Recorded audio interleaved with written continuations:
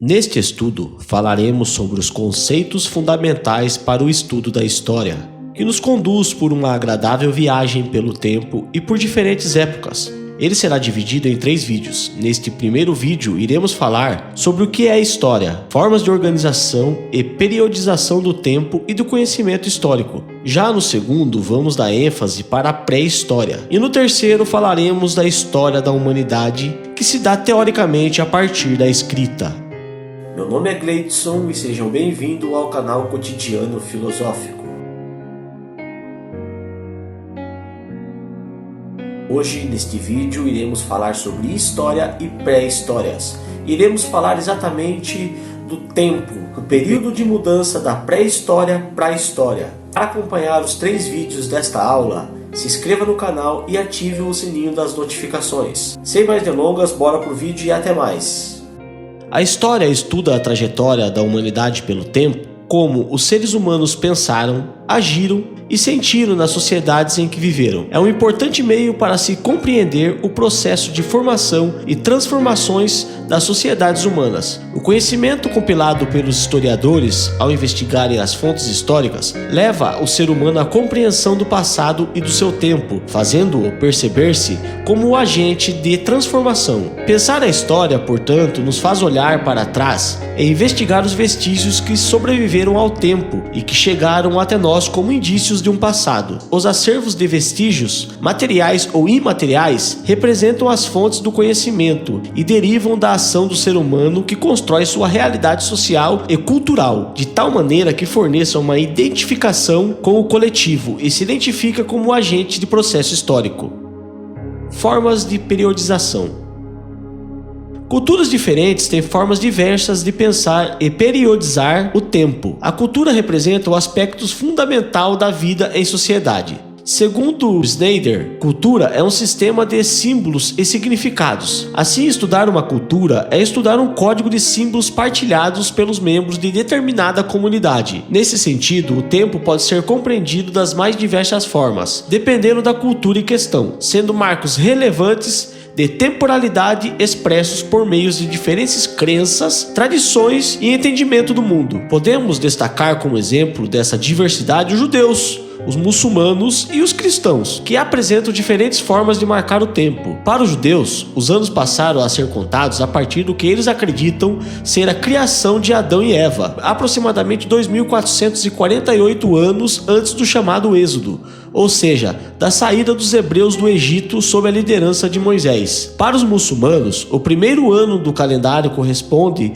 ao momento de fuga do profeta Maomé de Meca para a cidade de Étrebe, denominada Égira, que ocorreu no ano de 622 do calendário cristão, o qual, por sua vez, tem um marco inicial no nascimento de Jesus. Ainda poderíamos mencionar outros calendários, como o hindu e o maia. Em virtude do colonialismo europeu do século XV, a cultura cristã espalhou-se pelos continentes, tornando-se homogênea no mundo. Apesar disso, as diversas culturas ainda mantêm, particularmente, seus costumes, tradições e a maneira de contar e demarcar o tempo. O calendário cristão ocidental em uso atualmente é o calendário gregoriano, proposto pelo Papa Gregório no século XVI. Esse calendário tem o nascimento de Jesus como marco inicial e considera a princípio 2 períodos, o antes de Cristo e o depois de Cristo. É importante também ressaltar que, para alguns historiadores, por representar um fato eminentemente cristão, a contagem caracterizada como antes e depois de Cristo é um erro, já que desconsidera o respeito e a diversidade cultural e religiosa. Daí optaram pela denominação antes da Era Comum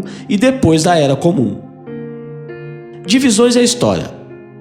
Divisão entre pré-história e história. A maior parte dos livros didáticos apresentam o surgimento da escrita como a divisão entre pré-história e história, apesar de alguns historiadores já não utilizarem esse critério. Para melhor estudo, o período da pré-história é comumente dividido em 3 fases. A primeira fase, que é Paleolítico, ou a Idade da Pedra Lascada, de aproximadamente 4 milhões a 10 mil anos antes de Cristo. A segunda é o Neolítico, ou Idade da Pedra Polida, de aproximadamente a 10 mil anos antes de Cristo a 5 mil anos antes de Cristo. E a terceira é a Idade dos Metais, que é aproximadamente 5 mil a 4 mil anos antes de Cristo. Iremos dar ênfase, como já foi falado no vídeo, para o período da pré-história no segundo vídeo. É importante aqui fazermos uma ressalva em relação ao termo pré-história. Em síntese, pré-história significa antes da história, considerando assim que só haveria possibilidade de ter história após o surgimento da escrita. Essa concepção foi cunhada pelos primeiros historiadores do século XIX, com base na visão tradicional histórica, de que as únicas fontes confiáveis para se fazer história eram os documentos escritos e oficiais. Sabemos hoje que essa é uma visão ultrapassada e que todos os vestígios deixados pelos seres humanos são fontes históricas e riquíssimas. Sendo assim, considerar que só é possível ter história havendo escrita não só coloca milhares de anos da humanidade numa era sem história, que é a chamada pré-história, como colocará centenas de sociedades ao longo do tempo e até nos dias de hoje como povos sem história, por serem de cultura oral, ou seja, que não desenvolveram escrita, ainda que tivesse suas próprias e eficientes formas de se comunicar e registrar. Sabendo que o conceito pré-história é equivocado, porque ainda hoje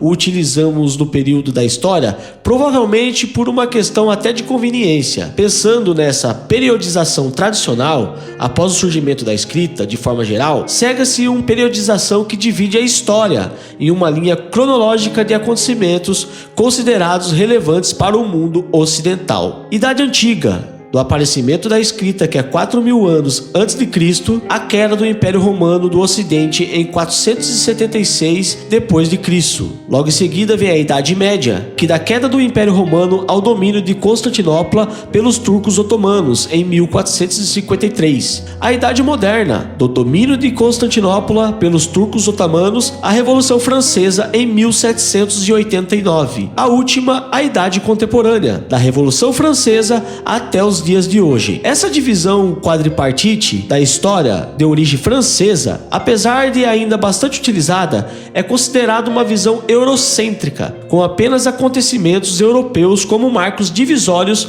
entre os períodos. Outro fator de crítica também é o fato de basear todos os marcos em acontecimentos políticos, porque nem todos os historiadores concordam com essa divisão tradicional com base na história política e propõem outras divisões, como a dos modos de produção, com enfoque econômico e tecnológico. Essa divisão não segue a ordem cronológica da periodização, observando apenas como cada grupo humano produz sua sobrevivência e riqueza ao longo do tempo. Este vídeo fica por aqui e até o próximo vídeo.